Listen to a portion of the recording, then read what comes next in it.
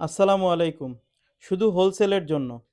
Fashion মাস্টারে চলে এসেছে ৫টি ইউনিক স্টাইল এবং ১৪টি কালারের অরিজিনাল এক্সপোর্ট লেডিস টপস। কিন্তু স্টক মাত্র ১,০০০ পিস। আমি এখন একে, একে স্টাইলগুলো দেখাচ্ছি।